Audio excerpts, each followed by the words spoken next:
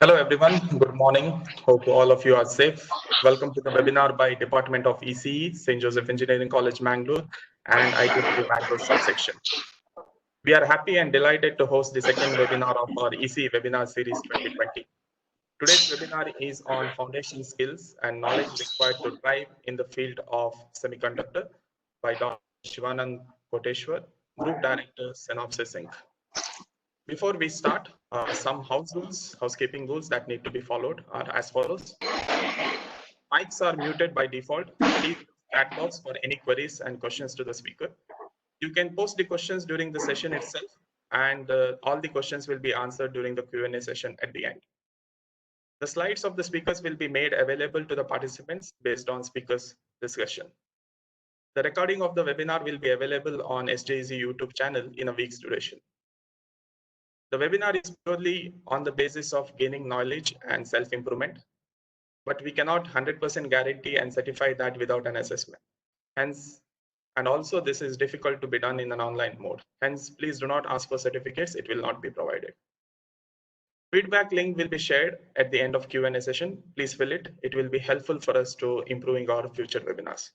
So with this, now I request our HOD, Dr. Dayakshini, to welcome the gathering. Over to you, ma'am. Thank you, Kate. Good morning. I am very happy to welcome you all for the second webinar of ECE department on foundation skills and knowledge required to thrive in the field of semiconductors. The topic of today's webinar is very essential for the students and researchers to inculcate the required foundation skills to grab the opportunities in the field of semiconductors. In this direction, this webinar will definitely help our students and researchers.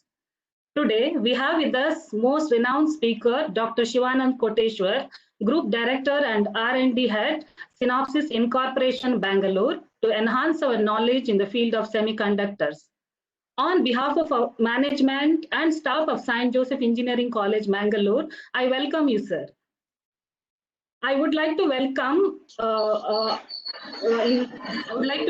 Mr. Keith Fernandez and Rashmi H, IEEE HAC Student Branch Coordinators for arranging this webinar, and I thank you both of you. A warm welcome to all the participants and have a nice day. Thanks. Thank you. Thank you. Okay, now I request Ms. Rashmi Halamane, Assistant Professor, Department of EC and IEEE SJEC Student Branch Counselor, to introduce today's speakers to the gathering. Over to you, Rashmi. Good morning, all. Dr. Shivananda R. Koteshwar has over 25 years of experience in the semiconductor industry. He is currently with Synopsys India as the Design Group Digital Implementation Site Leader and R&D Head.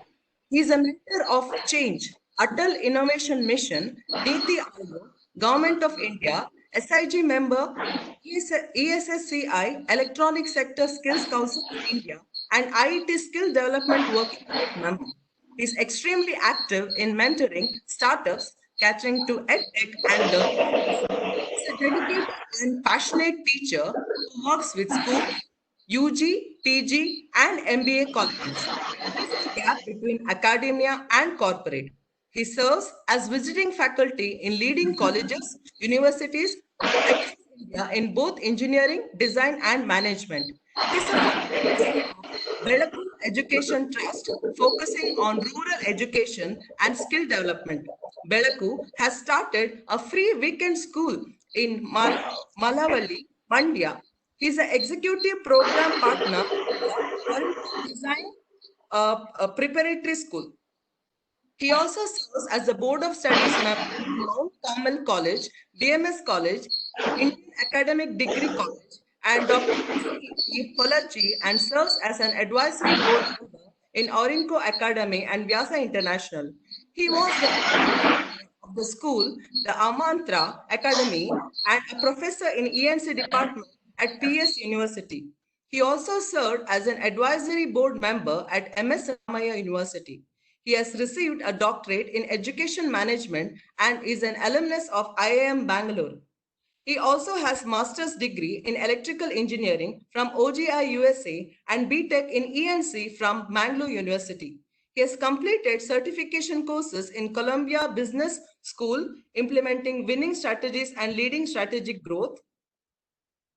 Ward School, leading customer-centric growth. University of Virginia, design thinking for innovation. MIT Sloan School, leading through finance excellence. IIT Mumbai, AI Deep Drive, and ESADE Spain, managing business in global context. He's currently doing a postgraduate diploma in innovation and design thinking, a collaborative program by MIT Sloan, Columbia Business School, and Tufts University. He has derived inspiration from real-time stories around him and has published 2 books titled 50 Shades of Life and 50 Colors of Love. He is a recipient of 2007 Employee Excellence Award in recognition of efforts as an outstanding Synopsys employee and was awarded Distinguished Alumni of MCE in 2018. It's an honor to have you with us, sir. Thank you, Rashmi, for that wonderful introduction. Now I hand it over to Dr. Shivananda to start with this presentation. Switching off my video because I unnecessarily take the bandwidth. Yeah.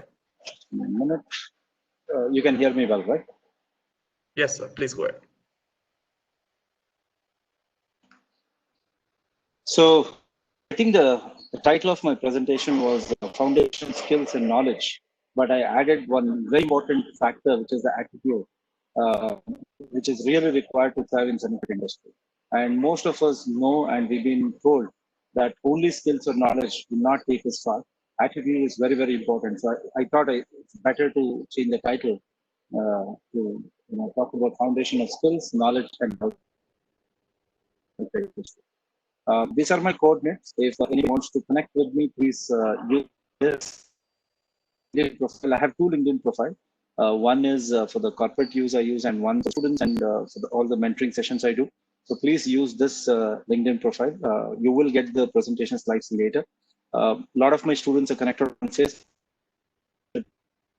On any specific thing, please feel free to reach out to me. All my slides, including this slide plus the earlier slides, will on SlideShare.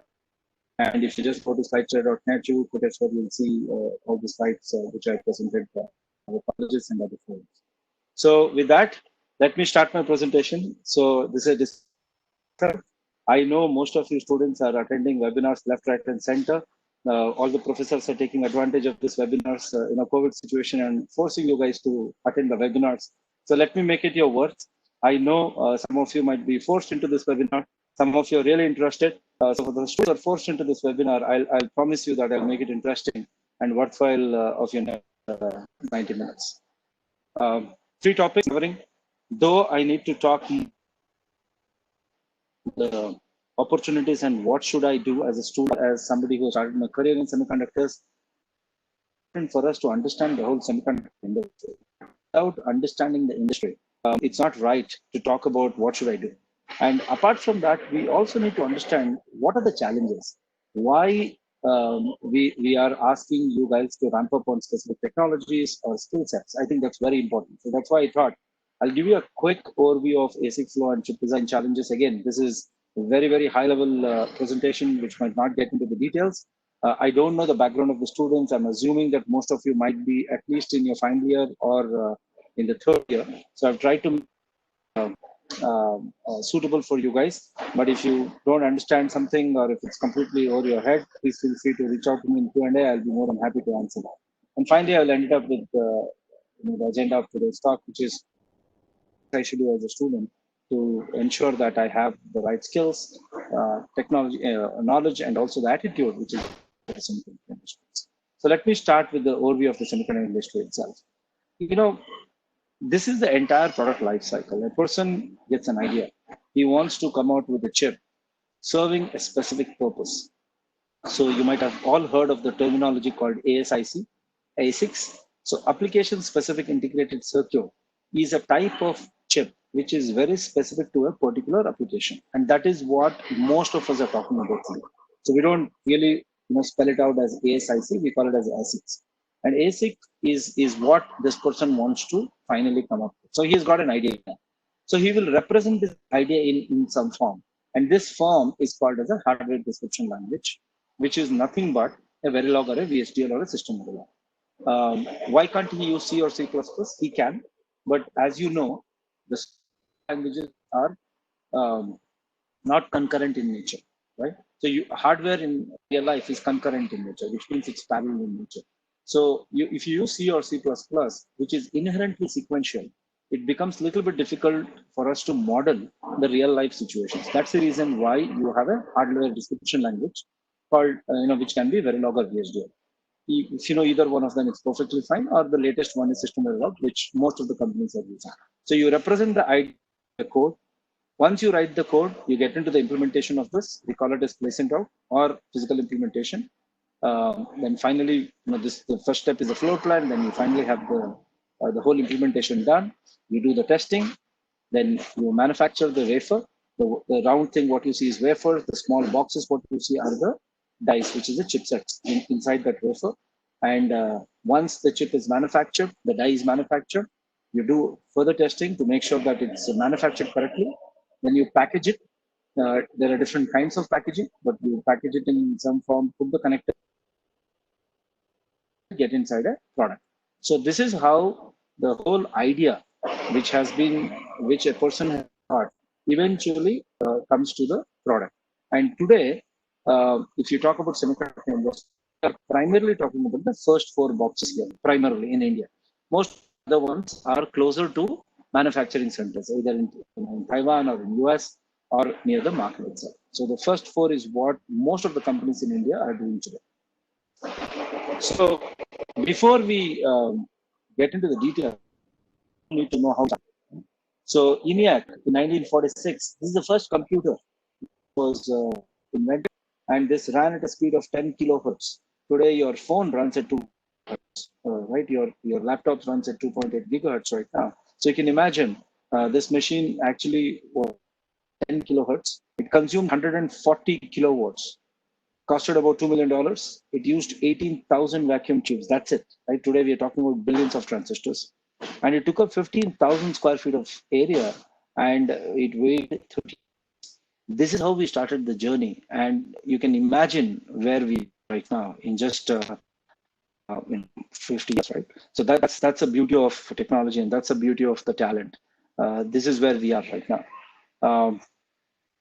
So how do you know what it does, right?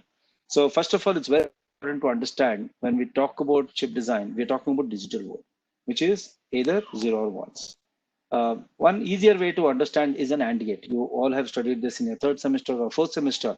So AND gate has 2 inputs, if it's a 2-input AND gate, and 1 output. If both the inputs are 1, which means true, then the output is true, which is if, for example, if I use a telephone, an incoming call coming, and if the line is available, then it will ring. So if both the inputs are true, output is 1. So just imagine building the whole logic using simple gates like this. You start with AND gate, OR gate, NAND gate, NOR gate, XOR gates. And you talked about, when you try to convert your logic into universal gates, you must be cursing yourself, who the hell uses this kind of technologies? But trust me, this is what is a fundamental requirement of the semiconductor industry. You might be cursing yourself again on converting when you get a question paper which says design a 8-bit counter using JK flip-flop, and you'll be wondering who the hell uses this. Again, I'm telling you, these are the fundamentals which is very much required for you if you're looking at electronics as your career option, because this is what we do day in and out. Last 25 years, I've been doing the same thing, and I continue to do the same thing in the next 10 years also. So this is where we are. As you all know, there are 3 basic elements: transistors, and capacitors. To simplify the definitions, so transistor, we use it as a switch. You might have studied that transistor is used as an amplifier also in analog circuits. Transistor can also be used as a switch. In digital world, we use transistor as a switch. Resistor is something which slows down the electricity. Capacitor is something which stores electricity. So these are the 3 fundamental elements which we use for designing. So when you connect them with wires, this is how you have an electronic circuit, and that's exactly what we do. Okay? So now, CMOS technologies. Again, you might have studied this in your 5th semester. We talked about PMOS and NMOS transistors. You know that the disadvantage of a PMOS and NMOS is not a good conductor of 1.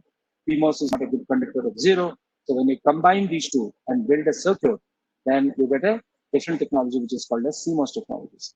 And CMOS technology gives 1 and both 0. And that's the reason why we use CMOS, and that's exactly what the industry is using right now. And this is a simple circuit inverter where one input and one output, the input is 0 and the output is 1. This is what we do. And for people who want to understand how it works, so if this is on, then you know that your N transistor is on, P transistor is off. If N transistor is on, whatever is connected in the source will go to the output. Which is the source is connected to 0, so you get output of 0. And when the input is 0, then N transistor is off, P transistor is on, and whatever is connected to the P, which is your VDD, will come to output, which is 1. So logic 1 has been, logic 0 has been changed to 1. That's the reason why it's called as an inverter. It's a very basic CMOS inverter, which we use for designing the complex circuits. As I told you earlier, transistor is like a switch. Whenever voltage is given to the gate, it closes, and whatever is connected to the source goes to the drain. So we use transistor mainly as a, that's what we do. And you might have heard about technologies when you buy your laptop, when you buy your phones. They say this chip was done in 90 nanometer technology. This chip is done in 65 nanometer technology. This chip is done in 45 nanometer technology. What is this? This is nothing but the gate length. So the length defines the technology nodes we're working on. And today we are talking about 3 nanometers, right? That come from. So depending on the age of the designer, you can pretty much figure out which technology node he has moved. Yes, engineers usually start with a 10 nanometer design. When you pass out and get your first job, you might be working on a 14 nanometer or 10 nanometer design and move up to 7 nanometer, 5 nanometer, and 3 nanometers. I think you primarily will be playing around with 5 and 3 nanometers in the next 3 to 4 years. But we started off with a much different gate length. I started my career with 1.4 micron, and I am at 3 nanometers right now. And that's the journey I've taken in the semiconductor industry so far. And smaller the which means you can put more transistors on a chip, right? So physically, if the transistor is smaller, you can pack more and more transistors. More transistors, you can realize more and more logic. So if you want to put more functionality, you move to a better node. You move from 65 nanometer to 14 nanometers. Then it should be a no-brainer to move. Every chip moves to the 45 nanometers to 50 nanometers. Why don't we do that? Because there is a huge. Whenever you move from one technology node to the other technology node, it's very, very expensive. To recover the cost, you need to ensure you have volumes so that you make so much money, offset the initial investments you've done on getting onto a technology node. Yes, better technology, lower technology offer a fantastic advantages, but at the same time, it's expensive.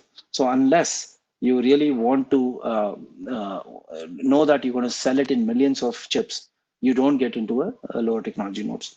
And as expected, the things which sell in millions are your smartphones. A smartphone chip usually works at the latest technology nodes because that's for them, functionality is very, very important because the user gets bored with what we have today. We demand more and more as we go along. And if you remember the camera itself, we're talking about 70 megapixel camera on your phone.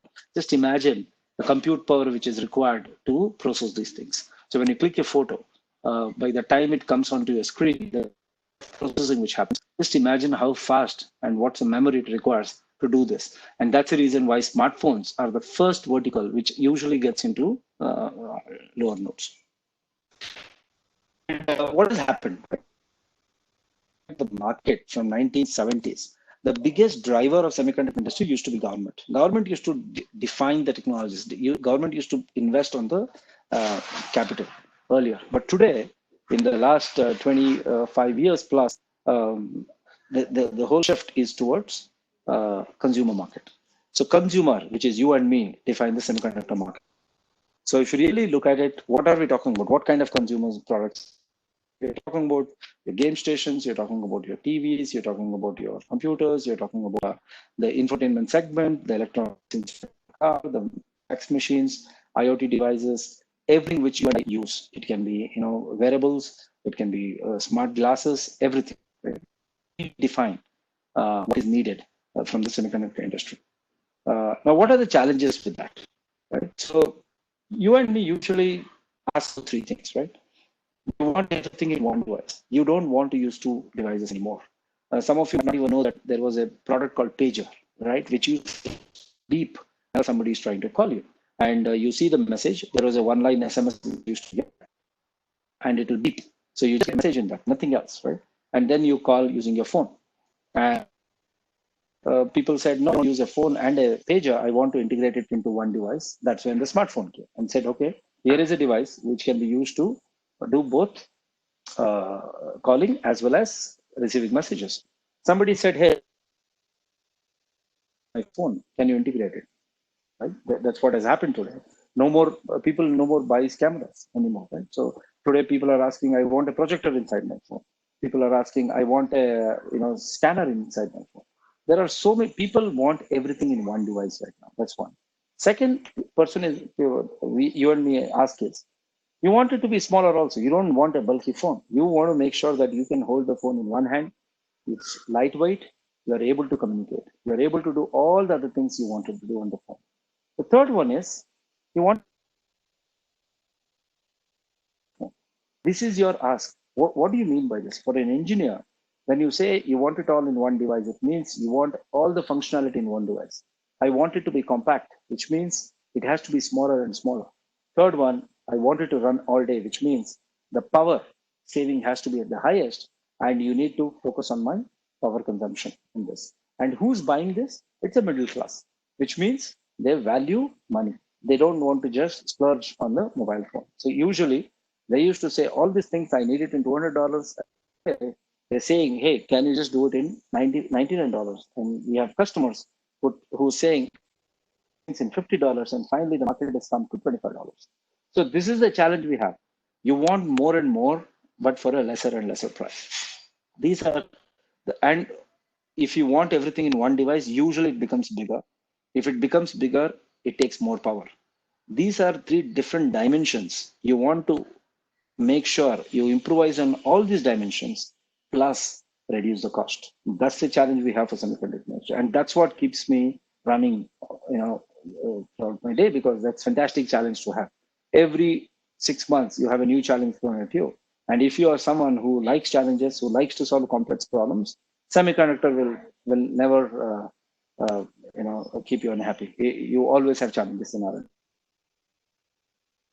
Full focus is reduce the area, make it smaller and smaller, so that your die size becomes smaller and smaller, which means you can manufacture more dies on the same wafer, which means your wafer, and once your wafer cost reduces, your profits also increase. So the whole idea is to make it smaller and smaller, consume lesser power, add more and more functionality. That's what we care about.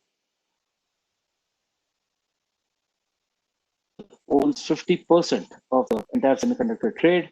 Korea is doing really well. China has come up in the last few years, and you have Taiwan, which has also come up in the last few years. But US is still a primary market for all of us. And what's the size of the market we're talking about? The whole size of semiconductor market is around $500+ billion. And we have steadily grown from $345 billion in 2016 to almost $500 billion this year. There might be a small dip this year because of the COVID, but again, this is an industry which will pick up. We have seen ups and downs in our industry way too many times than any other industry. We have come up much stronger. And the same thing applies right now also. There are few areas where we have seen a dip, but at the same time, we have seen a big, bump positively in other areas like computing or in data servers and things. Automotive was on a roll until the COVID hit us. Automotive have taken a beating slightly, but I think we will recover from there. Consumer electronics has been constant. There is a dip, of course, overall, but I think we are doing much better than any other verticals right now. So if you break down the entire market, almost 30% is around communication and 30% is around computing. Right? These 60% is through computing and computing. This takes up the market. The remaining one is in industrial purposes. Consumer is percent, automotive is around 11%, and government is just merely 1% of the market right now. And the reason, though in the previous slide I said consumer drives the market, you might be wondering how come it's only 12% here. The communication and PC computer is also part of the consumer market. There is a segmentation which has happened here.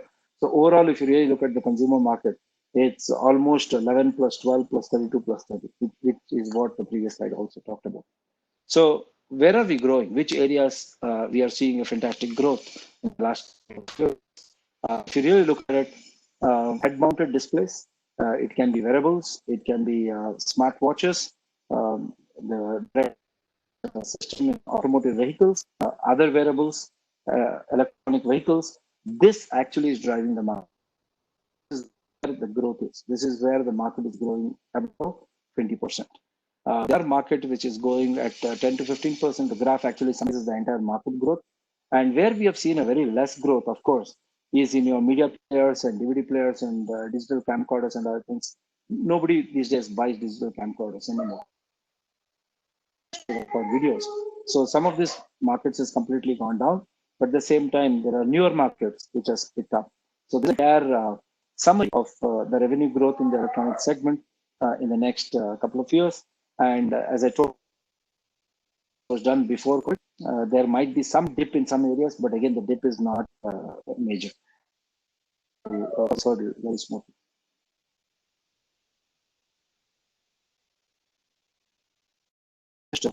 And this is when we were at 10 micrometer. Then 1960, we came up with a 16 transistor computer processor. Sorry. And 1970, was a time when we came out with the 4500 transistor processor. 2010 was a big year for 8 billion transistors put in one core. And this is how the technology nodes have moved from 1971 to 2021. As I told you, from 10 microns to 3 nanometers right now. And this is how the market has moved. And so some of you might be interested to know some facts. The Apollo guidance computer ran at just 2.04 megahertz processor, which actually took the first man on the surface of the moon in 1969. Right? And just compare that with the power of smartphone you have in your pocket right now. Just imagine the kind of products, the kind of opportunities which is in your pocket is offering you right now. You can design and implement multiple products and solutions using just your phone. Right? So be aware of it. So what is an ASIC? As I told you, ASIC is a semi-custom integrated circuit which is specific. So usually when you say it's a communication ASIC chip. It is a DVD player ASIC chip. It is a particular application specific ASIC chip. That's the reason why it's called as an ASIC. And the reason why it's semi-custom and not full custom is because some of the logic, and what are these? Nothing but your AND gates, NOR gates, flip-flops, latches, basic gates.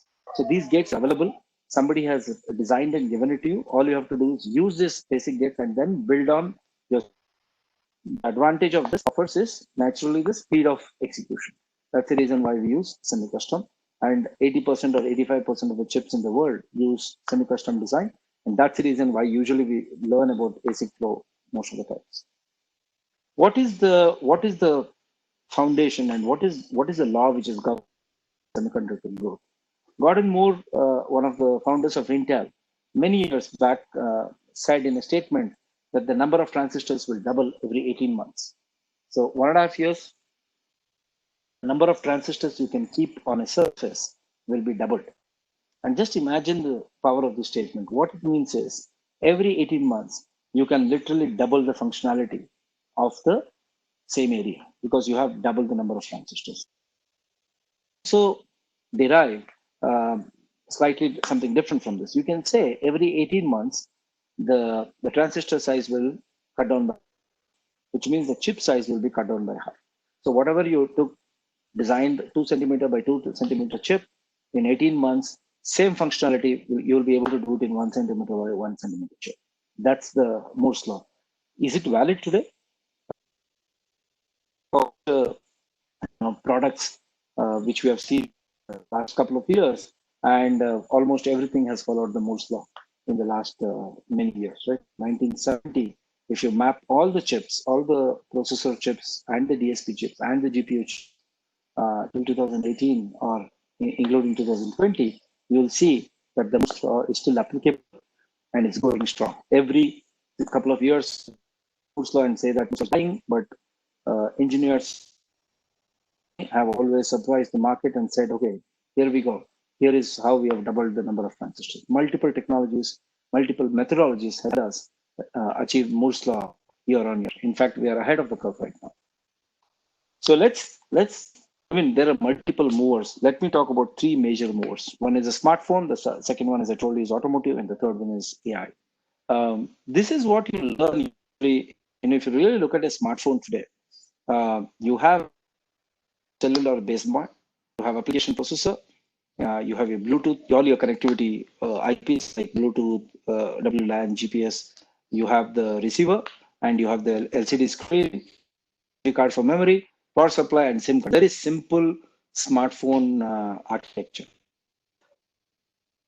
Usually, you talk about in your text, you talk about CPU, DSP, and GPUs, and all the connectivity IPs.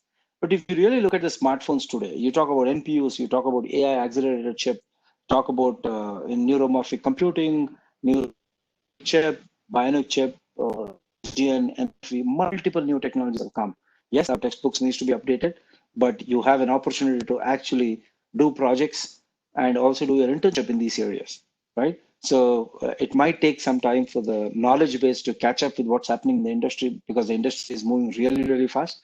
But it's a good opportunity for you as students to actually do internships and projects in these newer areas and not really still again, start going and designing the 8-bit microprocessor, right? I mean, I see many of you coming out with the project to come out with a new 8-bit microprocessor. Instead of that, you can actually look at the NPUs or the AI accelerated chip and dissect the architecture and try to see what additional value you can build on those things. And if you really look at the automotive today, look at the factory installed electronics on your computer, on your car. Car looks more like a computer, right? It doesn't look like a car anymore. And these are the kind of electronics which you have on your car. And there are 4 categories of electronics. One is around automation. The other one is around electrification. The third one is on connectivity. And the fourth one is on security. These are the 4 verticals where the entire electronics is built. And this is where the industry is going. So that's the reason why a fantastic opportunity for semiconductor industry. The third one, I want to talk about the AI. AI chips is what is driving the market. When I talk about AI, I'm talking about AIs in ASICs, in FPGAs, in GPU, and also in the CPU market. So they have different types of AI chips, depending on whether you want more flexibility or efficiency. There are multiple things, multiple companies are working on it around infrastructure. There are multiple technologies. So there is a very thin line between electronics and computer science these days, right? So for example, I'm an electronics engineer, and I've been in electronics world for the almost like 25 years, but I manage a team, R&D team, focusing on machine learning right now. And the line is completely blurred between electronics and computer science. It's very, very important for you to actually know some of the basics and advanced programming languages and techniques in software also right now. And the applications can be in robotics, can be in autonomous driving, can be in business intelligence, smart factories, personal assistance, customer service, multiple applications, right? So we, as electronic engineers, semiconductor market, focus on the technology and the infrastructure side for a particular application. The semiconductor right now. And if you really look at the AI chip, there are 2 AI chip. One is the cloud-based deployment, network edge deployment. Cloud-based deployment is primarily like Alexa product, where you have an edge, but the entire computing is done in the cloud. I think it's more a network edge kind of a deployment, which is more like a smartphone, where the deployment happens at the smartphone level itself. And the potential market size for the cloud-based is much, much higher than the network edge-based market, naturally, because more collective knowledge can be given on the cloud and it can be more accurate. So AI engine works better when more brains are connected to it. So naturally, the cloud-based is what is going to drive market. In the cloud-based, there are two applications. One is the training. You need to train the entire the chips. The second one is you need to have an inference language, inference platform. So that's what the focus is. But if it's a network, the application is around automation, security, and smartphones, and also on the automotive segment. So if you look at a car will have to take decisions on the fly and not wait for the cloud-based AI engine to kick in. So it's very, very important to understand the application and accordingly be a part of the segment. So you have cloud-based deployments and network-based deployments. We have seen a lot of traction in the network edge right now in the automotive industry and the smartphone industry. We are seeing a fantastic traction also in the cloud-based on the training part of it and the inference part. Consideration in it, when we are designing the chip. One is the cost, which is nothing but the size of the chip. Second one is what is the speed at which it runs. Remember, you are given an equation in your digital logic that says what's the maximum frequency the circuit will run on. So you look at the transition delays, you look at the gate delays, and you come out with the formula and say, okay, this is the speed at which the circuit can run without violating timing. If I give you a same circuit and ask you now double the speed of it, how do you do it? That's the challenge we have. So the second one is around operating speed. The third one is power consumption. You have learned again different types of power consumption. Which question is, how do you reduce it? Techniques which you learn theoretically in your job, apply these techniques and try to reduce the power. Fourth one is which process technology to use. How easy is it to manufacture? How easy is it to test? How reliable your chip is? If the chip works at a particular speed and power today, will it retain the same speed 5 years down the line? Very, very important for me. So that's reliability. How fast can I do the chip? Time to market. And what kind of requirements from the customer can be maintained in my design, which is nothing but the requirements becomes a constraint in your design. So how do I manage the constraints? So these are the different considerations in a chip design. Of course, apart from this, there are many more. But for a starter, this is what we look for when we are looking at designing the chip. So with that, let me move into the second one, which is primarily on the ASIC flow and the chip design challenges. Again, I'll be skipping few slides because this might be, this is very technical and it requires a little bit more in-depth discussion on this topic, but it's very important for you to understand what are the key challenges we have in the flow itself. So that's the reason why I thought I should add a few slides before I get into the third section. So in a nutshell, if I really look at the different tasks of designing a chip, we start from specification, you do the architecture design, you do verification, make sure it's working fine. When you do the logic design, you do the floor planning, implementation, physical design, extraction, verification, and tape out. These are the different steps. I'll show you in the next slide a little bit more details on that.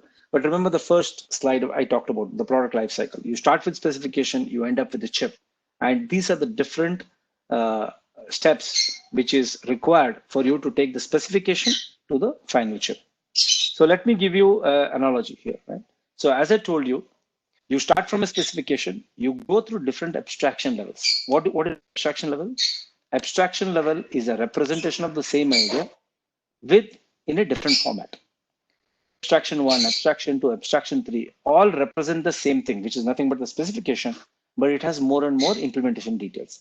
Finally, the last abstraction level would be the final chip itself, which should match with the specification. So for simplicity's sake, let's just say this goes through different abstraction levels. So let me give you an example of constructing a house. Some of you students might have seen your parents build a house. So how do you start? You start with the requirements, right? You have a 30-40 site. You go to an architect and say, I want to build a 5-floor, 10-bedroom house, right? The architect is going to ask you, what's the size of the plot? You say 30-40. Immediately, architect is going to come back and say, no, there's no way you can build a 10-floor house. Maximum you can do is ground plus 2. And the fund is 50 lakhs. You might say, no, I don't have 50 lakhs, I have 30 lakhs. So while you start talking to your architect, you slowly are finalizing the specification for the house. What is specification?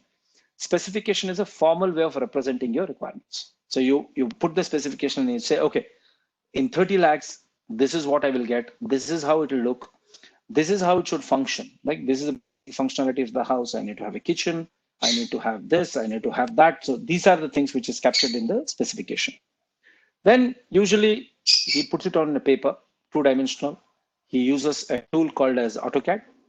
CAD stands for computer-aided design. So he uses a tool so that he can formally represent your specification on a piece of paper so that you can actually look at the paper and understand how the house is going to look like. And then sometimes you might say, hey, paper doesn't make sense for me. Can you build a model also for me? So he might actually build a model, show it to you so that you actually have a visual representation of your house, right? And if there are any changes required, you can go back, change the drawings, create the new plan and give it to you. So any changes which is required usually will happen at this stage, right? Once you finalize and move to the next stage, it becomes very, very difficult for you to change the plan. And if you change the plan, the cost of change will be very, very high. So that's the reason why we say plan and verify 60% of your time or 70% of your time, get into implementation the last 30% or 20%. That's enough for us, right? So it's very, very important for us to do this. Once everything is frozen, you go to the site now, right? You go to the 30-40 site, you start digging, you put the foundation. Once you put the foundation, you start building the basic walls because you have decided how the floor plan should look like. What is floor plan? Where should my bedroom come? Where should my kitchen come? Where should the toilets be? What kind of vastu should I take there? These are the requirements which is managed in the floor planning. You don't put the toilet in the center of the house. Why? Because you feel that a lot of traffic will be there, so you want to keep it in one corner. You don't put the kitchen in the center of the house. You put it in the other corner. So there are a lot of requirements, as a designer, which will define which block should sit where. Right? When I say block, we're talking about rooms versus kitchen versus dining table, dining room versus other things. And finally, you do the external finishes, right? You take care of the external finishes, you finish the walls and other things, and then you get into the electrical and plumbing, right? You just manage to make sure that all your plumbing work is done, electrical work is done. The reason is you don't want electrical line is something which will go to every room. It will go to every part of your house. Plumbing, water supply also goes to majority part of your houses. So it's very important for you to plan it effectively so that you have 90-degree turns in plumbing lines. You can't be having curves, right? So you just have to make sure that the plumbing and electrical is taken care. And finally, the interiors are done and then you get the house. This is the flow in which you go. Similarly, in ASIC flow also, you actually go through the similar flow. You go through the requirements, specification, you plan it out, you write the code, you create a model, verify it using software, make sure everything is working fine. Then you get into the foundation, which is nothing but you go to the implementation, which is place and route. You do the placement, you do the clock tree synthesis, you do the routing, you do the physical verification, you do the extraction, make sure that everything is working fine. You do the timing verification and physical verification. Once everything is working fine, you hand it off to the manufacturer to design the chip. So the same thing applies to the semiconductors also. So if I really break it down into two parts, the first 3 or 4 steps is even before you go to the site, which is pre-construction. And the next part of it is construction. So similarly, in the semiconductor industry also, the top part is called as verification. The bottom part is called as implementation. When I say implementation, it is nothing but place and route. So you have 2 parts, verification and implementation. For pre-construction, you need architect and structural design, right? This is the kind of people who can give you the right kind of inputs. For construction, you need civil engineer who understands fundamental part of the chip design, for the house design, which is the brick. So you need someone who understands materials. Similarly, in semiconductor space also, you need someone for the verification. The right person would be a computer science engineer, primarily because he knows programming. Now, as an electronics engineer, if you know Perl, Python, nothing like it, you also fit in very fine. But for the implementation engineering, usually electronics engineer fit in better, primarily because they have the foundation, they have the fundamentals, they have the subjects, what you've learned in engineering will really help you in understanding some of the concepts in implementation. Again, nothing stops a computer science engineer or even a civil engineer to do implementation if you are willing to learn. But remember, you need to cover multiple subjects which the person might have learned in his engineering in 4 years or the next 2 years in masters. So as long as you're ready to learn, nothing is impossible. But some of the fundamentals are built in this 4 years of engineering. So coming back to chip design, as I told you, you start with you derive the specification, you construct the simulation model, you perform the functional verification. This is where the verification journey ends. Then you into the implementation, where you synthesize to the gate level model, you do the logic minimization, design for test, place and route, and tape out. Now, you might be wondering, I have not done any of these things in my college. How the hell am I supposed to do it in my job? Actually, you've done all of them, almost all of them in your 4 years of engineering. The product requirements, specification, and simulation models, you would have done it in your VSDL course, including the functional verification part. Synthesizing to gate level netlist, you have done it when you solved the K-maps. What do you do in K-maps? K-maps is nothing but you have a transition table, you look at the excitation table and fill up the transition table. You minimize the circuit using the logic minimization you do with K-maps and come out with an equation. And that's exactly what we are also talking about here. How do you convert RTL code into gate level netlist or equations? And you can imagine, 4 variable K-maps is easier to do. 5 variable K-maps becomes a little bit difficult to do. If I give you 80 variable K-map, naturally you need a tool to do that. And that's exactly what the tools do, right? This does whatever you do manually in your examination in the 3 years is what the tools does it automatically. So why do you need tools? Talked about it. There are 3 kinds of tools. There is a tool which will help you move from one abstraction level to the other abstraction level. Whenever you have tools, it's easier to put tools in the tool so that it brings consistency. You can document guidelines. You can document best practice. You can verify easily. You can check if everything is being met at the same time. Just imagine if you're building a house, you don't have an AutoCAD. For every house, the architect and the draftsman need to write the pictures, right? And he can't reuse a design which he might have done in the other house. If a customer comes and tells him, I really like the house you built in Mysore, I want a similar house in Bangalore, the architect will rebuild the whole thing because it doesn't have anything. But if he has used AutoCAD tool, the whole plan will be available to him. He can give it to the customer. The customer can customize it as per his requirement and do it. Same thing applies to the semiconductor flows also, that if you have tools, it will help you capture the IPs and the best practices so that you can borrow that idea to the next design chip. So there are 3 kinds of tools. One type of tool which will help you move from one abstraction level to the other abstraction level. The second type of tool will check if these 2 abstraction levels are same, because functionality has to be retained, right? As I told you earlier, when you move from one abstraction level to the other abstraction level, you have to ensure that nothing changes, right? You have to be very, very clear about it. So when you move from here to here, you have to make sure that the functionality doesn't change. So you need a tool which will validate those things. Then the third type of tool is a tool which will check if, so there is, when you give the requirements, you would have a specification, you would have put some requirements here, right? So you have a requirement here. How do you ensure that this requirement is being met at this level also? So it's very, very important for you to ensure that the requirements are being met. And that's the reason why. So to summarize, you have 3 types of tools. One, which will help you move from one abstraction level to the other abstraction level. Second type of tool, which will help you check if 2 abstraction levels are the same. And the third one is checking if, validating if all the requirements are being met at each abstraction levels. And why don't we call it as a CAD? CAD is a term which is used in a mechanical world. So we use a different terminology called as EDA, which is nothing but a CAD tool, right? EDA stands for Electronic Design Automation. And Synopsys, the company I work for, is one of those companies which is a leader in this market, providing the tools required for you and me to design the chips. So that's where the tool does.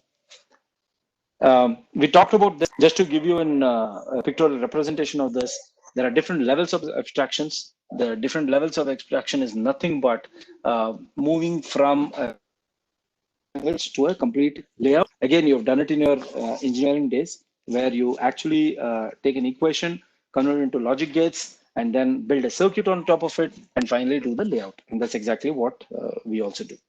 Okay, so these are different abstraction levels, but remember, each one of this represents the same logic. So the logic remains the same, right? So when you move from here to here, the logic is the same.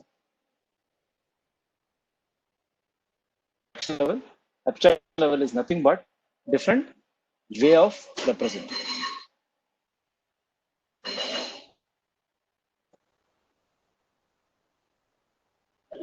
So let's move away from this house example. What is the real terminology is what we use? As I told you, start with design entry, and this is usually done with Verilog or VHDL, or these days it is System Verilog. So most of you might be learning System Verilog in your college. That's what the industry uses right now. Then you do logic synthesis. Logic synthesis is nothing but you convert your RTL, which you have written, into equations. Again, this is something which you also have done in your engineering in your 5th semester. Then you do the partitioning, you do the floor planning. So the task remains the same. Where do I put the CPU? Where do I put the RAMs? How much gap should I give for connections? Pins should come where? These kind of decisions are done in floor planning. Place individual blocks and finally do the routing. So place the blocks and route the wires. And so the top part is called as logic design. The bottom part is called as a physical design. But the whole thing is implementation.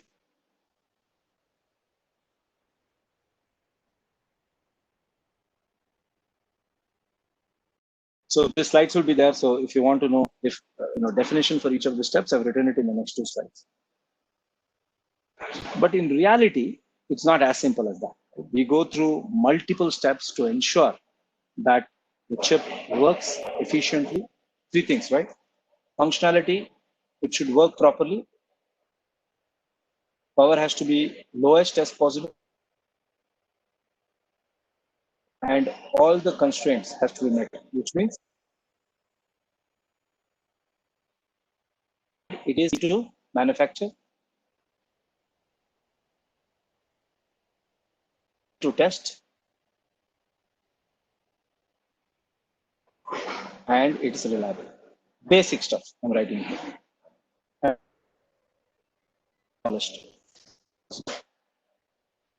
if you want all these things, then the first step is you do analyzing, then you do explore, you decide. When you explore, you do multiple things. You decide one of the flows and you implement it. You make sure that you converge, and finally you do a tape out. This is how you go from analyzing to exploring to implementing to converging to tape out. And there are different tools which you use to do this entire flow. It's multiple tools which is used. After that happens, what do? You set the manufacturing line, you get the first silicon, you diagnose for defects, and these defects happen because of manufacturing, not because of the design part. Right? When you bring up test, you do. This is where you check the softwares, and then you do the silicon debugging, and sometimes you do on-chip repair just to make sure that you understand the problem correctly, so that in the next production you take care of this correction, and then you do the mass production and then ship it to the customer. So this is the post-design steps which you do.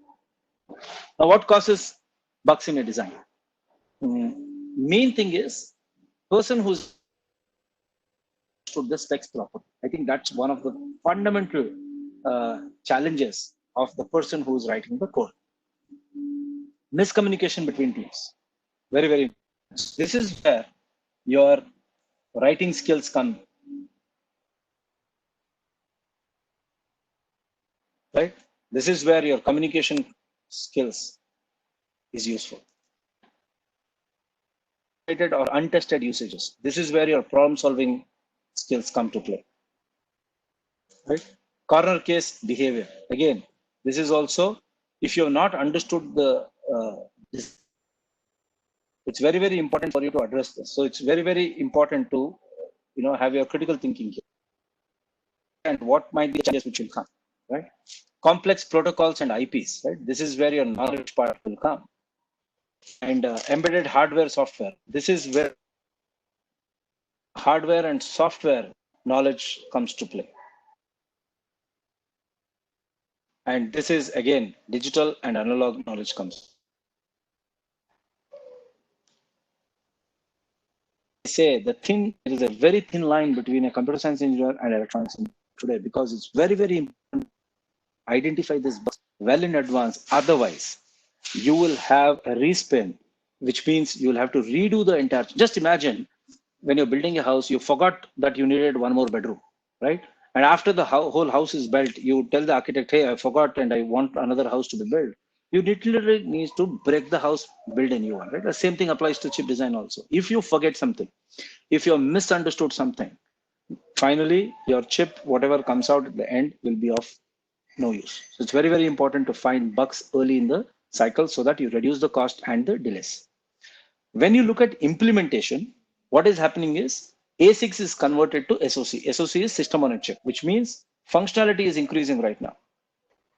When the functionality increases, and it's a full system you're designing right now. Initially it used to be one ASIC connected outside on the board. Now you put everything together in SoC. So it becomes more and your wire delays, right? There is a huge change in the wire delays itself. Interconnect negligible earlier is becoming more than the gate delay itself. Whatever you learn in your textbooks is more about gate delays. And today the wire delay itself is becoming more and more. The third one, initially in the picture, I talked about logical design and a physical design. Today, there is no boundary here. It's very, very important to look at this holistically. No more logic and physical comes. You need to look at logical design or physical design together. Otherwise, a decision taken early in the cycle will be completely useless as you. So it's very, very important to do that.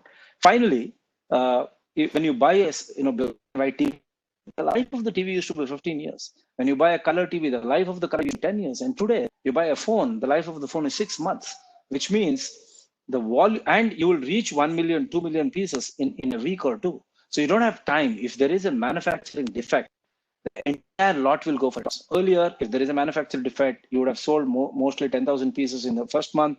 So you have time to recover. Today, you don't have time to recover. So it's very, very important to get first-time success. If you don't get first-time success in your design, it becomes. So challenges about productivity and performance today when you come to the chip design. On the verification side, as I told, number of lines increased, the number of simulations you do has increased, the whole concept of system to transistor has come, and verification spends almost 70% of the time, and design is just 30%. Right? That's the biggest challenge you have. When you come to the SoC design, the issues can be summarized into these buckets. You have challenges around closing the timing. You have challenges with signal integrity, which is nothing but if the two wires are, run close to each other, then there is a capacitance effect here, which will cause logic to change. So this is something which you need to take care. There can be manufacturing issues. There can be testing challenges. Power is a challenge. The complexity is increased because you're moved from ASIC to SoC. SoC stands for system on chip. So it is around 3 main verticals. So TTR is time to market, COR is quality of results, COR is cost of results. So it's very, very important. All three. It's important to look at quality. It's important to look at cost. It's important to look at time. So all three is very, very important for us to address. That's the biggest challenge. And when it comes to deep submicron, the challenge is when you make smaller and smaller, the biggest challenge is, will it work? Will it be reliable? Which is what works today should work after 5 years, and can it be manufactured? These are the 3 things which you look for.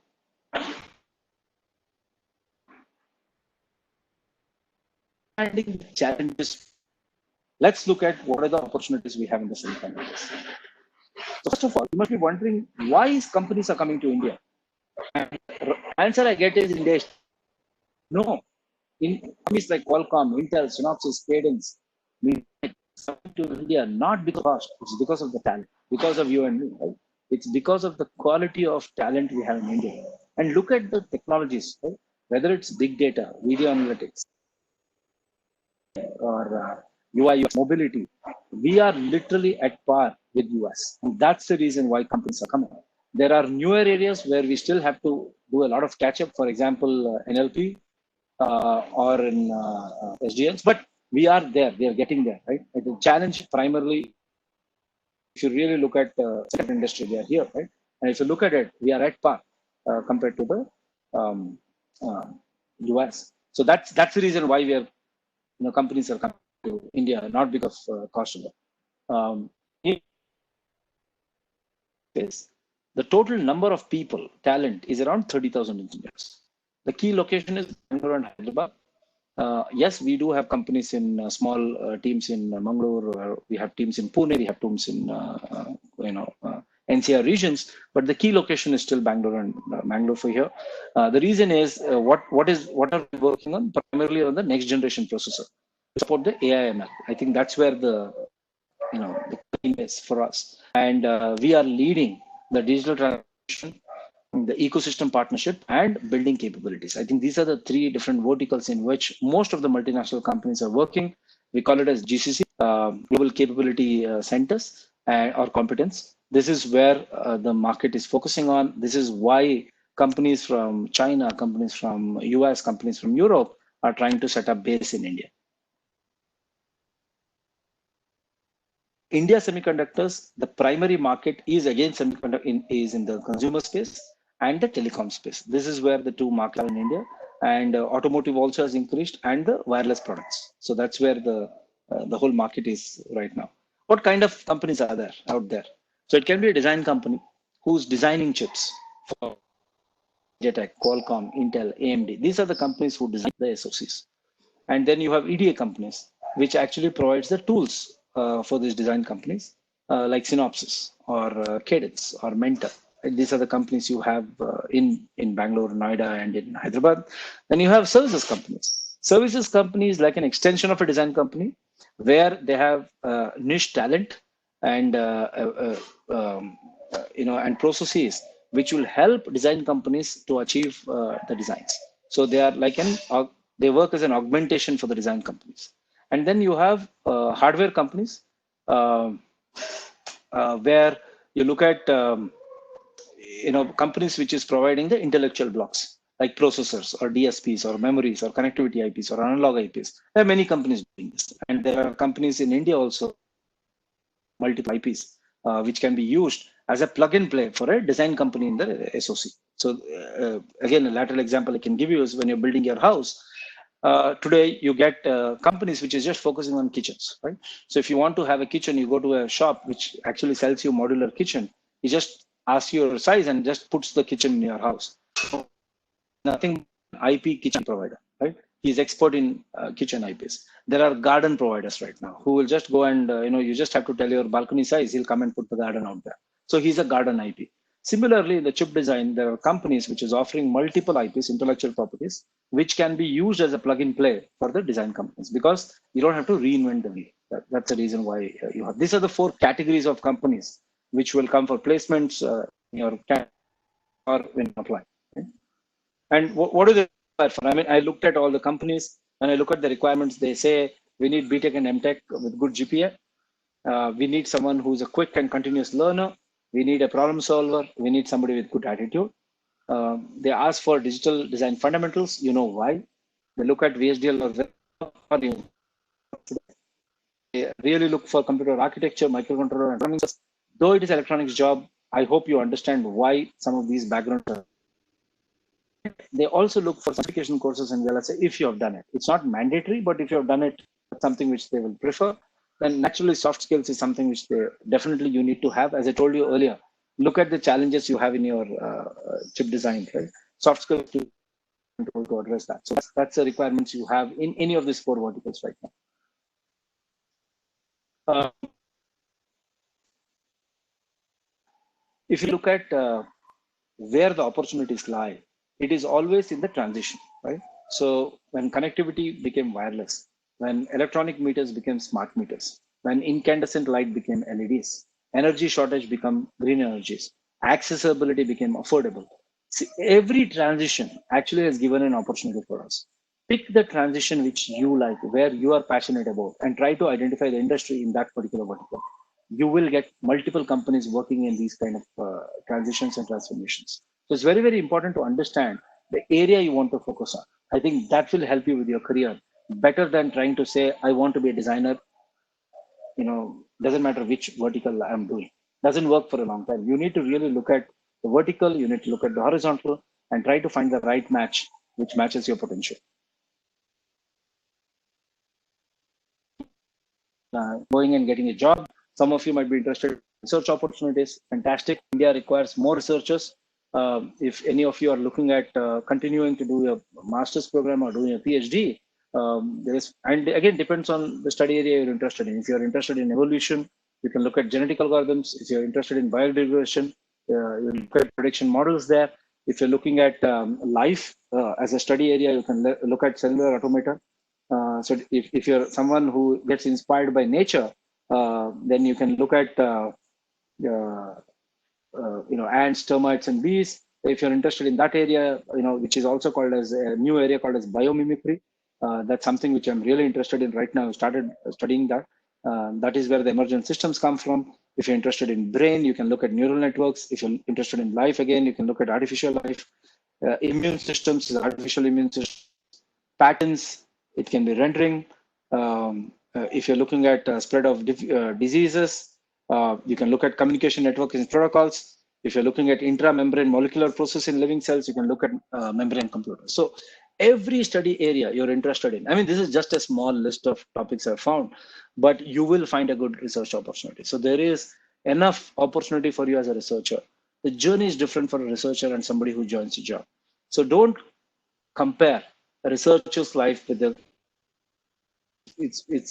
people, most of the students look at salary numbers alone, right? Trust me, after 3-4 years, you get bored with that number, what you get. It's very exciting to get that first offer, 12 lakhs, 15 lakhs, 16 lakhs, whatever that number is, right? But time you realize you're doing something which you're not passionate about, right?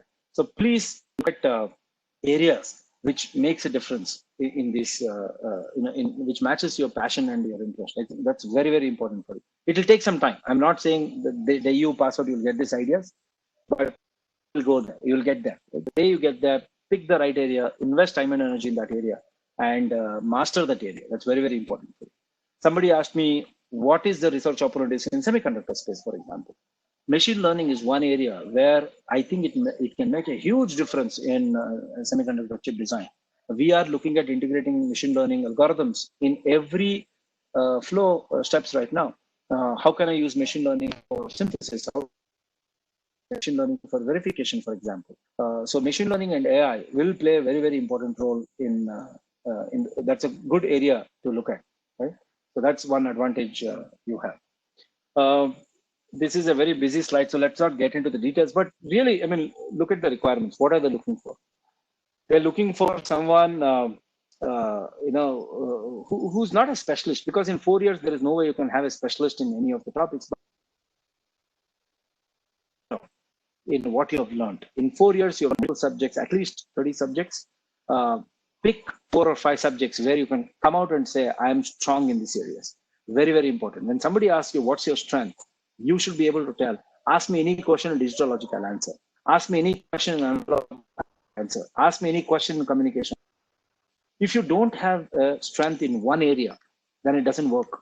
You need to pick that area. Doesn't matter which area it is, and tell confidently that this is the area I'm confident in, and this is the area where you can challenge me, and I'll do my best in this. It's very, very important to know. Very, very important to understand what's happening in the VLSI industry. And there are multiple forums I'll share with you later.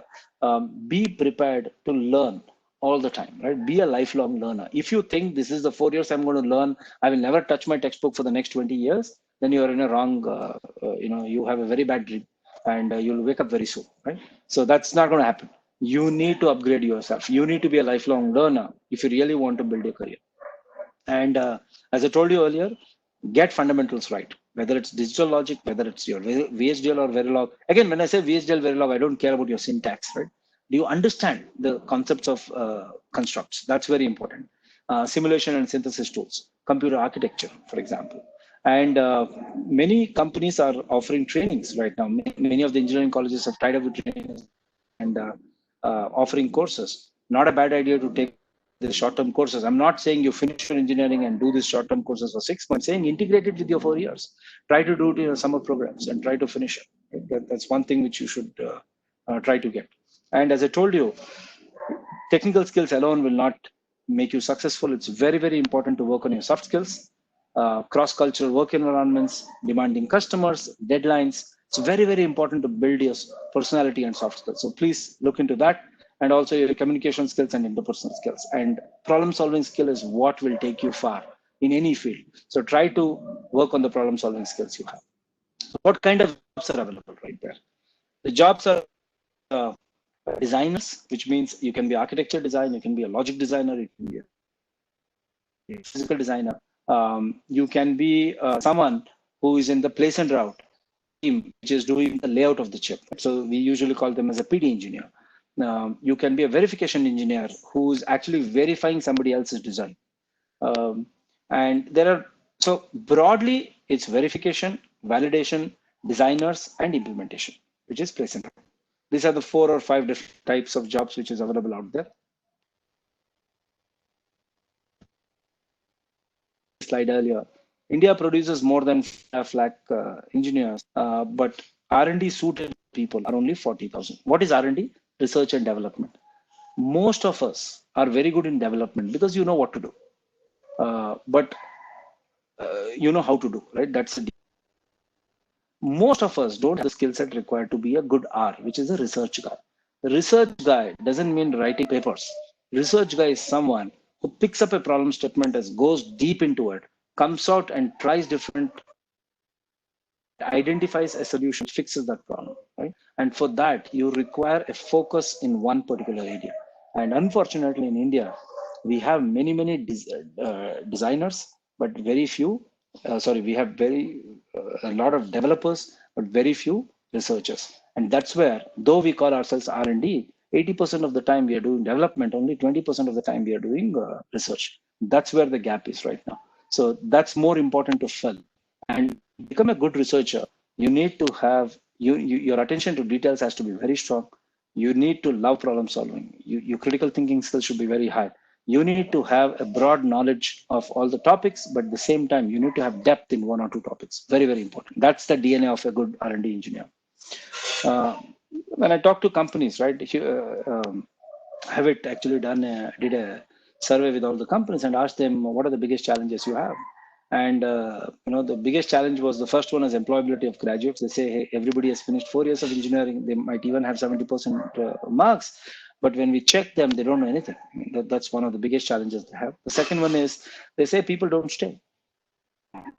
The people come 2 years. Anybody I talk to today, I say, hey, you got Microsoft job, you got Synopsys job, you got Intel job. What's your plan? Let's see, I'll wait for 2 years, then decide what to do next. That's the kind of attitude people have. And if you really look at from the designer's company, I take around 18 months to actually train somebody on a niche area. I'm not saying this is a gap. This is a new area where I'm investing on this engineer. After 2 years, if he quits, I have to redo the whole thing again. So for me, attrition is very, very, is something which I have to arrest. I cannot have attrition in my team. So retention is the fundamental focus area for me. I'm lucky to have a team in Synopsys, for example, where people have stayed with us forever. Right? I mean, we have people completing 20 years anniversaries, many people completing 10 years anniversaries, 15 years anniversaries. Because the job, it's not about money. It's not about just money and career growth. It's about, are we giving the quality of work which these engineers like? Are they being motivated all the time? Are they being challenged all the time? This is what people look for when they have 4 or 5 years. There is a shortage of management talent because people don't spend on the management programs. So I think we have done a good initiatives around it, and we've done good now. Today, we do find good quality managers in India. And the other biggest challenge we have is, somebody has studied MTech, 6 years of education in electronics, and suddenly goes and joins a bank and doing a back office work. Now, what about the 6 years of knowledge, right? It's completely out of the window. So, unfortunately, it happens because the offers are much better, but the growth is not as good as semiconductor industry. Yes, You can get a job in a financial bank, double the salary to start with, but 10 years down the line, the salary of a semiconductor will be double the 10 years experience in the financials. So I have seen 25 years of experience. I'm proud to say that I get really good salary, and I'm very, very happy with my career choices I've made. And though there were multiple options for me to move out of semiconductors and get into something totally different, I never did that. I stayed back, and it has paid very rich dividend for me, both in terms of knowledge, in terms of job satisfaction, in terms of money, right? In terms of everything. It's been a good journey for me.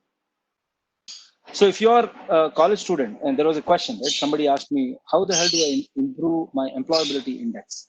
So how do I make sure companies like Synopsys or Intel or Micron, who don't come to my college for campus recruitment, but I need to be noticed. I have to be there. When I apply, I want them to hire me.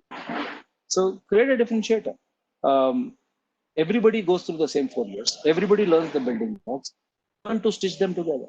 Try to understand how do you connect the third semester subject with the fourth semester subject. Don't just throw out your books and say, I got 50% in my third semester. I don't need to know anything about this anymore. That's not going to work, because you need to connect concepts to the application.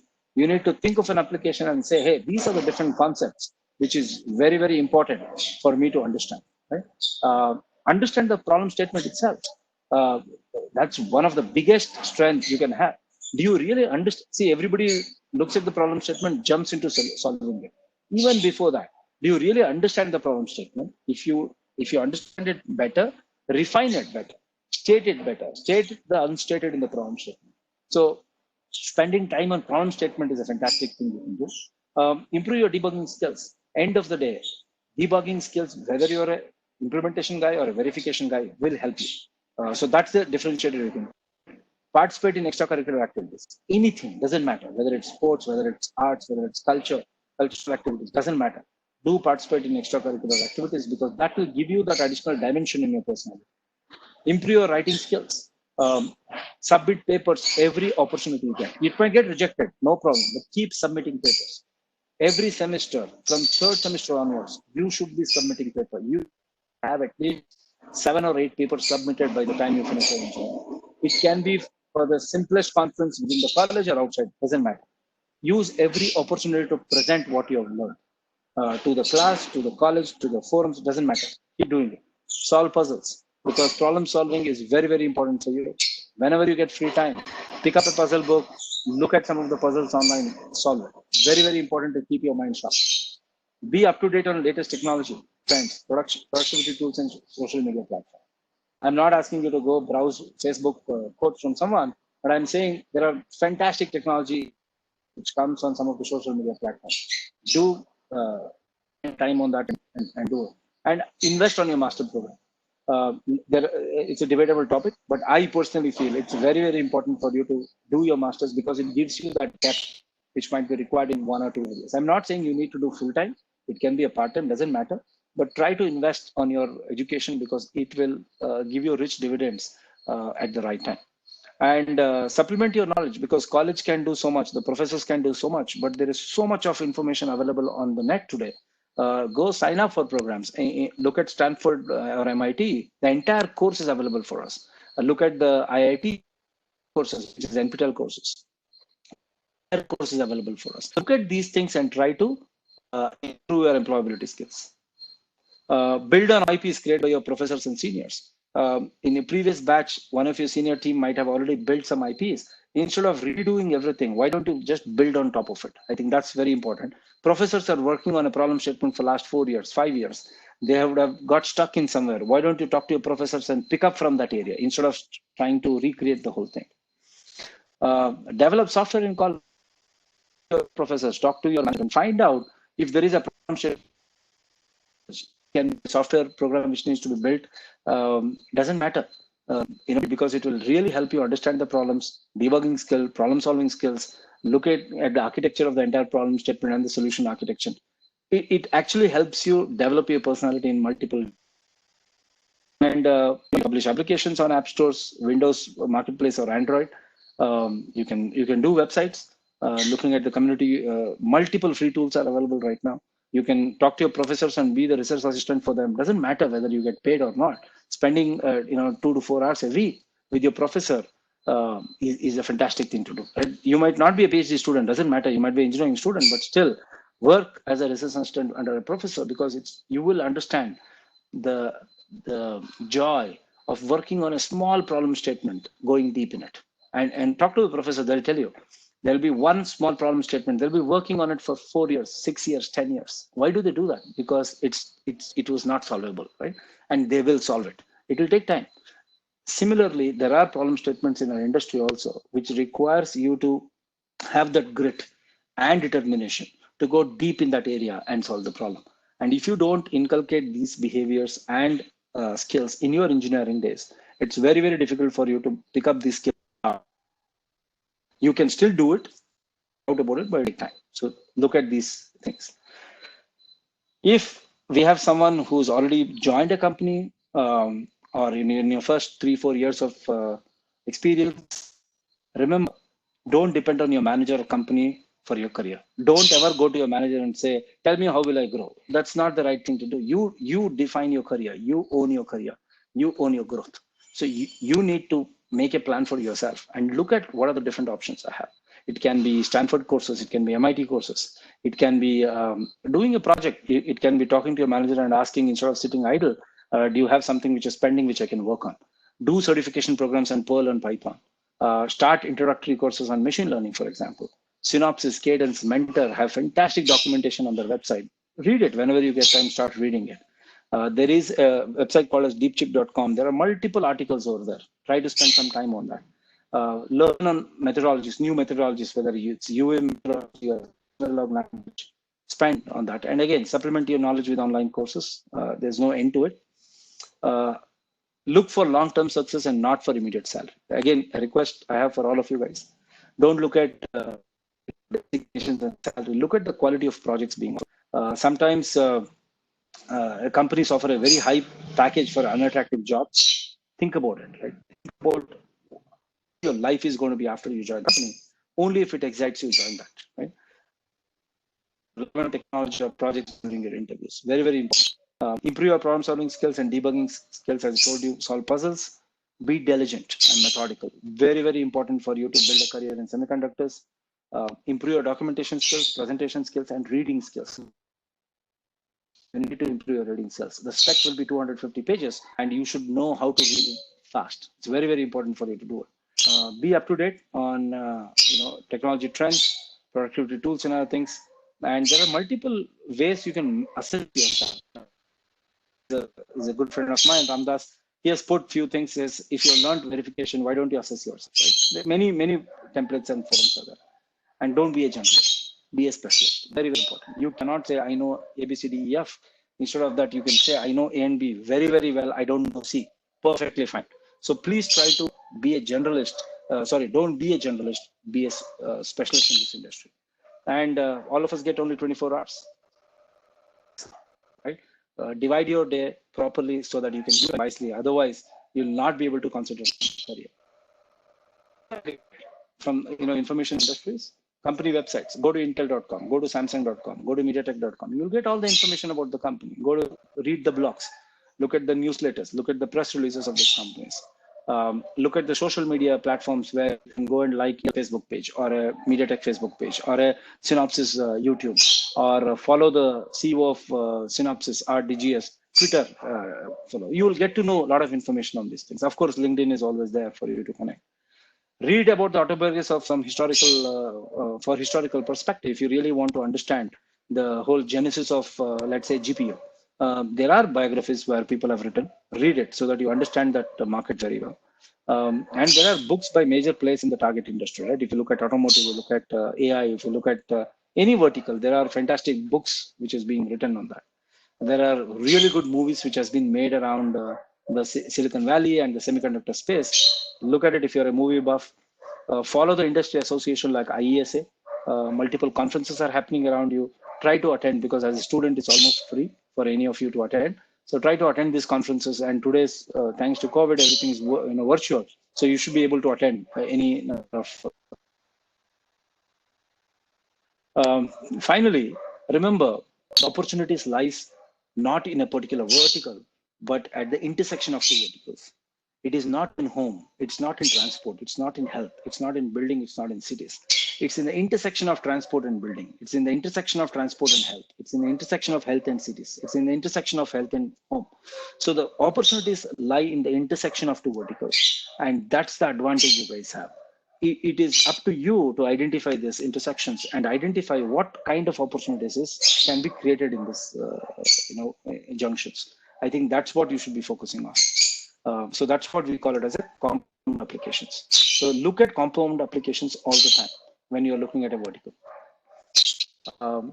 So this curve is a very famous curve which you'll find on the internet. The green one is where we are right now, which is blockchain, robotics, nanotechnology. But we have a long way to go. And the black box, what you see here, is all the different technologies, right? Is all the realities which is hitting us. And these are the verticals which will be hitting us in the next 10 to 15 years. And look at the technology trends, right? And look at the growth market, which is your healthcare, automotive, and wearables. I think these are the 3 growth markets you can look at. If you ask me what are the 8 technologies I should focus on, it's IoT or Internet of Things, AR, VR, blockchain, AI, 3D printing, drones, and robots. Right? This is the 8 technologies I should be focusing on. Read more about this in the next couple of years. This is the just 30 technologies in the next decade, which is going to hit you and me. This is the name of all the 30 technologies. It can be more than this, but it's a good summary of the 30 technologies. Pick an area and say, okay, this is deep into. Read something more about it. Build my expertise around this, because each one of them is an interesting area. But it requires 2 to 3 years of in-depth study to master any of this vertical right now. Finally, this is my last slide. I always say, right? So there are 3 things: what you love to do, what pays well, what you're good at. What you love to do, if it pays well, it's just a dream, right? If what pays well and you're good at it, you're rich, but you're very bored because you don't like it. If you do what you love and you're good at it, you're very happy, but you're very poor. So it's very important to find the intersection of all these 3 things: what you love, what pays well, what you're good at. To do this, you need to really identify your passion, which is what you love. You need to build on what you're good at. You need to, first of all, identify what you're good at and build on those capabilities. And also match those skill sets to the market out there. That is how it goes out. Right? In Japanese language, it is called as ikigai. Everybody's dream is to reach the stage of ikigai, which is nothing but the 4 combination of what you love, what you are paid for, what you're good at, and the 4th angle which they put is, what does the world need? If you're able to love what you're good at and you're paid for it, and that solution is required for the world, that stage is called as ikigai. And everybody's focus is to reach this stage in 10 years, 15 years, 20 years, doesn't matter. But that should be the area where we all want to go there and reach. Able to do that, nothing like it, right? That should be the focus for all of us. So thank you very much. I think pretty much on time. All my slides I told you is in my slide share. You can I have multiple slides. There are horizontal slides. I've gone deep in IoT, for example. I've gone deep into entrepreneurship, multiple things like that. So if you're interested, please feel free. Look at the SlideShare slides. As I told you, you can connect me on LinkedIn or on Facebook. My humble request to all of you: be relevant all the time. If you're relevant to the market, if you're relevant to your passion, if you're relevant to what you love to do, you will survive and you'll be happy in life. So it's very, very important to be a lifelong learner. So thank you. If there is any questions, I know we don't have any, I can take it up. There are a few questions which came up directly to me, which I've answered in my presentation. But if there is any further questions, I can answer. Yes, sir. Thank you very much. I think that was a very amazing session that we had. I think well spent 1.5 hours for everyone who have gathered here. Thank you very much, sir. We do have some of the questions. I would like to just share my experience hearing to Dr. Shivu. It was 3 weeks ago when he gave a presentation to one of the colleges in Bangalore. It was a webinar, and I was driving on that day. And by listening to him, I just thought that, I need to stop and listen to what is he saying. And that good he is, and I know that he has proved it once again that he's amazing in whatever he is doing.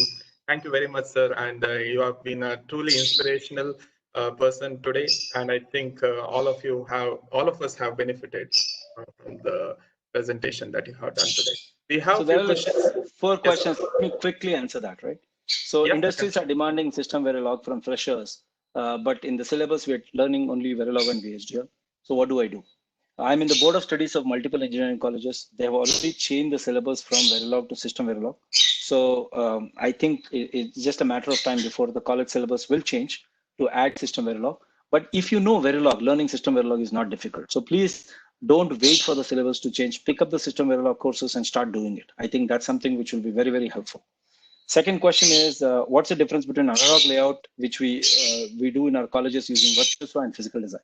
Analog layout is primarily used for circuit design, which is primarily a fundamental block design, and place and route is one of the complex step which you use in the digital world, primarily part of the ASIC flow. So the tools which you use in physical design is ICC2 or Fusion compiler. Now, some colleges have access to Synopsys or Cadence tools. So Cadence tool is Innovus, Synopsys tool is ICC2. So similar capabilities and technologies, of course, it's not apples to apple comparison. We have a complete solution, but end of the day, it depends on the college, which tools they have. So most of the colleges have analog tools, place and route tools, and verification tools. So Virtuoso is or a custom compiler from Synopsys is the analog tool. Physical tool is ICC2 from Synopsys and Innovus from Cadence.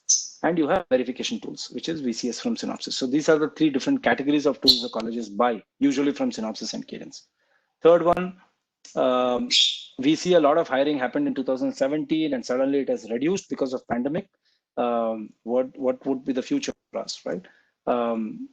Again, this is a temporary blip in the market. Don't worry. It's going to pick up very, very soon, more than compared to any other industry. If you ask me, semiconductor is going to pick up in the next 2 to 3 months. Yes, people are becoming a little bit cautious and trying to figure out what to do. In the last 3 months, Synopsys alone has hired 130 people virtually, right? We have not even met the candidate. All the interviews was done online, using multiple tools. Written test was done online. The hiring happened. They were already onboarded. They're working from their hometowns and homes right now. So Synopsys, kind of a company which is 3,000 people, have added almost 10% of their numbers in the last 3 months. I know my friends in Intel. I know my friends in MediaTek. I have a lot of friends in Cadence. Everybody are hiring right now. Okay, but they're being cautious just to make sure that because you're not able to meet. This is where all your other skills also come into play, because when you do a video interviews, when you do a written test, sometimes if you're not good in communication, if you don't have the right soft skills, it becomes difficult for you. So please work on these things, but don't worry, it will pick up. It's not a depression or anything. It's just a small dip which we have seen, which will pick up very soon. The last question is, most of the companies are for NITs or IITs. What are the few who are extremely talented, though they do not have great scores on NIT? Yeah, I completely agree. I mean, dividing the college as tier 1, tier 2 itself is wrong. There are students in every part of the country today who are fantastic, who fit in really well for the careers in semiconductors. The biggest challenge is, how do we find out, right? And that's the reason why I said spend time on your profile, spend time on making some videos, spend some time on writing articles, make yourself visible. And when I say make yourself visible, I'm not saying do TikTok videos here, right? Make yourself visible in the right way. Talk to your professors, publish papers, talk to your professors, conduct a conference in your college, invite the speakers from the industry to come and speak to you in your college. Doesn't matter which part of Karnataka you're in. But more and more exposure is what will help you highlight the right kind of talent. Okay, so just that will help you in getting that. So these are which I have. Yeah, thank you, sir. We have some of the questions that are posted on the chat box. I'll just put it forward. The only relevant one, I think, the some which you have already answered, I'll just skip it. There's one question related to skills required for students to get job in semiconductor industry. I think already you have covered it. Next question is, do you think at one point there will be an end to the sizing concept that is coming to technology, or will there be an end for Moore's law? Any comments on that, sir? No. I mean, as I told you, right, there are different ways to address this. It is not just about Moore's law. Everybody needs a guiding line for us to do the innovations, and Moore's law has been that lighthouse for us. It might be something else, but the technology trends are there where we will pack more and more using some techniques or the other. Different technologies are coming. So I would not say Moore's law is going to die, but different forms. Moore's law is going to take a different form in the next couple of years. So I don't think innovation is going to stop anything right now. It's going really well in terms of technology. The next question is, can you give some more insight on wire delay, how it affects the design and how to agitate related issues? So if you look at the total delay, right, the total delay will be the gate delay plus the interconnect delay. Earlier, the gate delay used to be 80% of the total delay and 20% used to be the wire delay. So if you don't calculate the wire delay properly, or if you neglect the wire delays also, you're 80% correct. But today what has happened is gate delay is 20% and wire delay is 80%. So it's very, very important for you to extract the entire, when you say wire delays, it's about RNC, right? It's a parasitics. You know the equation, right? You might have studied in fourth semester. Tau is equal to RCL squared by 2. What do you mean by that, right? If you have, if you know the wire delays, it's very important to calculate, extract the RNCs properly. Very important to model the wire, physical structure of the wire length into the right models, extract the RNCs and calculate the wire delays properly, so that when you do a delay calculator, you introduce this number also to this. So that's the reason why wire delay becomes, interconnect delay becomes very, very important. Okay, sir. Next question is, can you please tell some research topics in semiconductor industry? I think there are plenty. I think I gave that. You have already covered that. Yeah. I think the next question is also covered. There's a student from electrical and electronics engineering. What are the topics need to focus? I think again covered. Semiconductor and neural network, how it is related? I think that's different. Yeah. No, neural network, when I say, right, like CPU, you have, initially we used to have only CPU. Then because it was all text-based. Once the graphics came, then we realized GPUs is better. Then there were mathematical equations. Then we said DSP's architecture is better. So usually when you look at a microprocessor, you have a CPU block, you have a GPU block, you have a DSP block.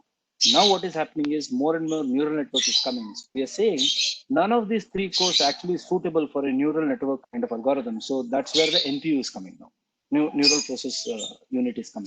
So there will be multiple processing units. The application will decide based on the requirement or based on the input, which processor will be used for this. And whichever is the right processor to use this, the function will go there for the calculations. So that's how it connects, right? So think of it as different engines. Depending on the requirement, that engine will be switched on. The next question is, could you give an insight on how technology is going to progress beyond 3 nanometer? I mean, one is lower nodes, right? One is more and more smaller it becomes.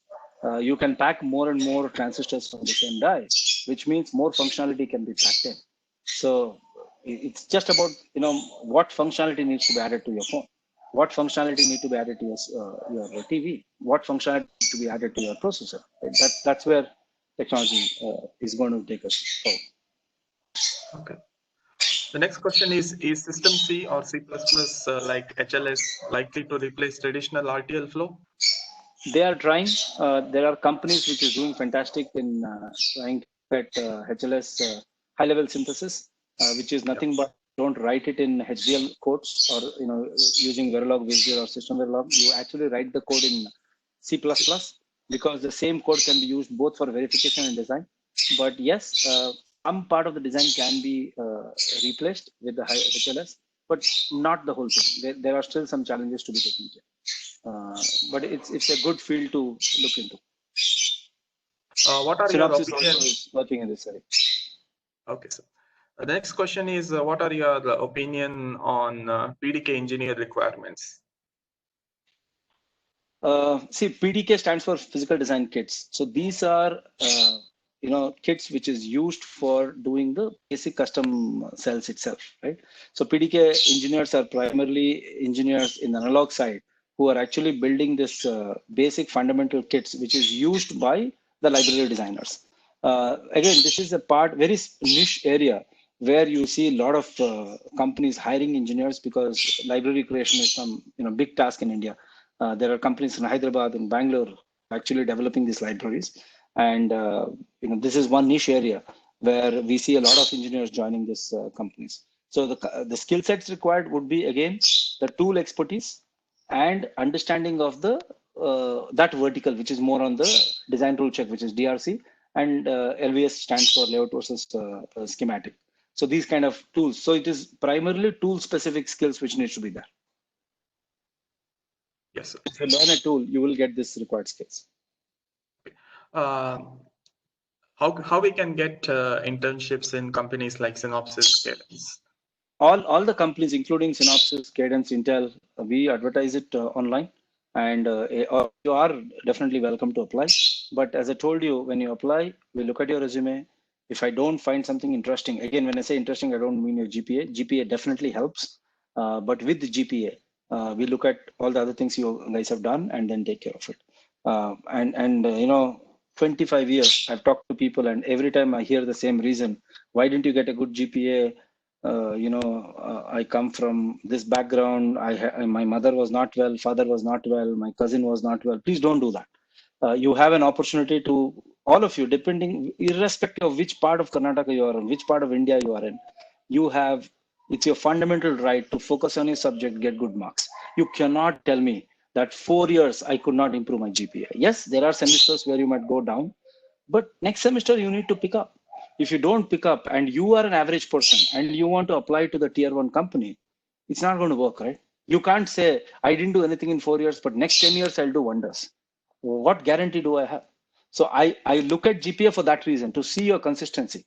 Have you focused on what you are supposed to do? 4 years you're supposed to study and get marks. Have you done that? 4 years you are there in a college to upgrade yourselves, add more skills to your profile. Have you done that? If you have not done that in 4 years, what's the guarantee that you'll do it in the next 10 years? So there's no other. So the only thing you can do is represent yourself properly with the right data. And if you have time, if you're in 3rd year right now, focus everything on the next 1 year, build up these skills and get the right GPAs. You can apply to any jobs. Yes, next question is, what are the challenges when we develop a chip for signal processing algorithm? How much accuracy we can expect when we compare to an output from MATLAB? That's a challenge which all of us have, right? So whenever you're doing a DSP chip, for that matter, accuracy has to be perfect. There's no two ways about it, because this is a fundamental thing which might be used in multiple other computation. So in the sensor applications or in the control system. So it's very, very important to not to look at how much error is acceptable. It depends on the application. Some applications might accept a 0.02% error. Some application might say 0.001% accuracy. Error is okay. So it depends on the application. So let's not generalize and say, okay, if you're doing a DSP chip, then you're okay with 0.01% accuracy to MATLAB. No, you cannot do that. It really depends on where it's going. Okay, so next question is from my side. I just want to know, what is your opinion on these consultancies which are offering VLSI training after they finish 4 years of course? What's your opinion on that? I am against it, because if the student is spending 4 years in engineering, he or she should be able to develop these skills within the college itself. I think you should try to, create a volunteer group within the students who are interested in VLSI. Talk to these training institutes and try to offer this program within the 4 years. See, it's not about money. I'm okay spending money on this, but it should be a part of the 4 years program. Summer program should be able to take care of this. We really don't need another 6 months of training after your engineer. Exactly. Yes, sir. I do agree with that. There's last question. If I start pursuing my master's study now, would there be opportunities in the semiconductor industry after 2 years? Nobody can, predict that. The market has been kind enough for Indians. Look at the last 10 years, 15 years of trajectory in India. It's been fantastic. Will there be a huge difference between a BTech or a master's degree? Sometimes no. Most of the companies don't really differentiate between a BTech and an MTech. A lot of students are joining work and doing part-time MTech programs, which is also fine. So I would not say just because you do your MTech, your chances are higher than a BTech. It's almost similar. But of course, you will, when the interview happens, you definitely will do better than the BTech student. So that's the advantage you have. But it doesn't give you a complete one notch up compared to the BTech student. And a lot of people, a lot of times students do MTech just to reset their BTech scores, right? If they've got less marks in BTech, they say, okay, let me do my master's, get good GPA and cover it up. So again, it's all visible. So just don't think that you can fool the system. Try to invest your time and energy in the right way and really build your skills. I think that's something which is very important. And be positive. I mean, India market is really good. So that's one thing I can tell you. Compared to any other country now, Indian market is fantastic right now. The opportunity is out there. You just have to get the right one and just work hard in the opportunity you get. Doesn't matter which company you join. All right, I think we have come to the end of the Q&A session. I think we don't have any more questions. All right. Okay. I think with this, I would like to conclude today's session by thanking our speaker of the day, Dr. Shivananda Koteshwar. You were very specific to the requirements that are there, and you explained all the things very clearly. I think this was a very good 1.5 hours that we spent in today in listening to you. I think I'm grateful to you, and I'd like to thank from the management of St. Joseph Engineering College, the chair of IEEE Mangalore subsection, for being here, taking time out of your busy schedule and giving this webinar. Thank you very much, sir. Okay. Thank you. Thank you, all of you guys, and all the very best. Okay. So apart from this, I would like to thank all the participants who have joined us for this session. As I said, we will record. We have already recorded this session. After processing it and consulting with Dr. Shivu, we will come back to posting it on YouTube. And apart from that, we will be meeting again tomorrow. Tomorrow we have a webinar on using predictive for computationally efficient early detection of pathological neural oscillations related to motor deficits in Parkinson's disease by Mr. Ramesh. He is a senior engineer at IEI Integration Corporation, New Taipei, Taiwan. So please join us tomorrow at 2 p.m. for the webinar. So with this, I conclude today's session.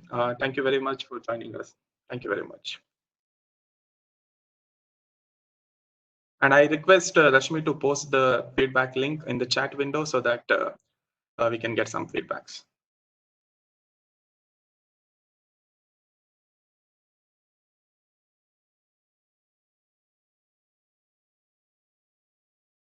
Participants, please give your feedbacks.